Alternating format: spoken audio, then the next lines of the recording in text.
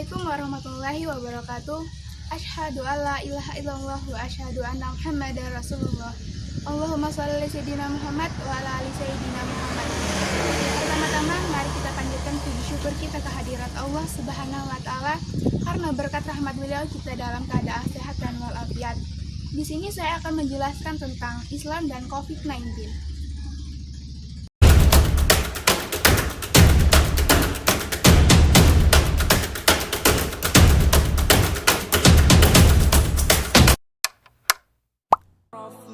Fenomena wabah virus corona atau COVID-19 yang muncul di awal tahun 2020 semakin lama semakin membuat khawatir di seluruh dunia.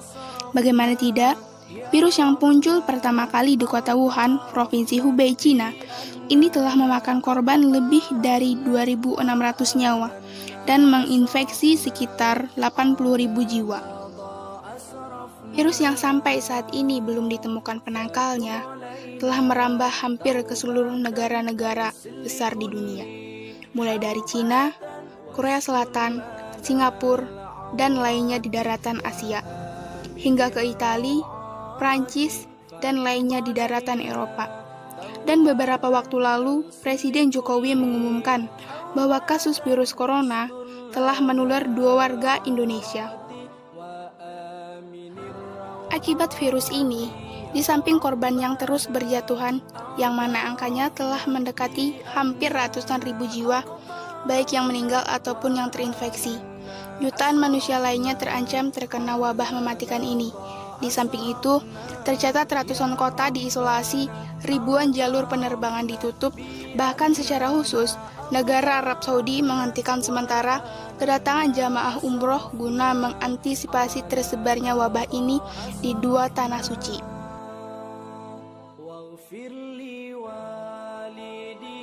Menyikapi epidemi global ini, sebagai seorang muslim, kita hendaklah kembali kepada ajaran-ajaran agama kita. Dan berikut ini beberapa kiat-kiat yang dapat kita tempuh sebagai seorang muslim dalam menyikapi wabah virus corona yang sedang mewabah saat ini. Yang pertama, senantiasa meminta perlindungan kepada Allah. Virus corona adalah makhluk sebagaimana makhluk-makhluk Allah lainnya, dan ia tidaklah bergerak kecuali atas perintah dan izin Allah Ta'ala yang menciptakannya. Oleh karenanya, kita berlindung kepada Allah sebelum kita berlindung kepada kemampuan diri kita sendiri dan kemampuan makhluk lainnya. Ingatlah bahwa Allah adalah sebaik-baiknya pelindung dan sebaik-baiknya penjaga. Allah berfirman dalam Quran Surah Yusuf ayat ke-64, "Maka Allah adalah sebaik-baiknya penjaga dan dialah maha penyayang di antara para penyayang." Berlindung kepada Allah ini bisa dilakukan dengan senantiasa membaca doa-doa pelindung yang bersumber dari Al-Quran. Yang kedua, berikhtiar dengan melakukan pencegahan. Di samping berlindung kepada Allah, tentunya sebagai seorang manusia, kita juga harus berikhtiar dengan melakukan usaha-usaha pencegahan agar virus ini tidak menular kepada diri kita atau kepada orang-orang yang kita sayangi. Ikhtiar ini bisa dilakukan dalam skala individu maupun skala berjamaah. Ikhtiar dalam skala individu bisa dilakukan dengan mengikuti cara-cara yang dianjurkan oleh para ahli dalam bidang ini, seperti rutin menjaga kesehatan, rutin mencuci tangan, rutin memakan makanan dari yang baik, rutin memakai masker di keramaian, serta menghindari keluar rumah dan berkumpul di tempat keramaian bila tidak diperlukan. Adapun ikhtiar dalam skala berjamaah, maka bisa dilakukan dengan cara melakukan pencegahan agar virus ini tidak merambah ke skala yang lebih luas lagi, seperti melakukan isolasi kepada orang yang terkena virus ataupun kepada orang yang tercurigai terkena virus. Dan ikhtiar ini hendaklah dilakukan oleh para pihak-pihak yang berwenang. Hal ini berdasarkan makna hadis Nabi Shallallahu Alaihi Wasallam yang berbunyi, "Apabila kalian mendengar tentang wabah penyakit di suatu tempat, maka janganlah kalian masuk ke dalamnya. Dan apabila kalian berada di dalamnya, maka janganlah kalian keluar daripadanya, sebagai bentuk lari daripadanya."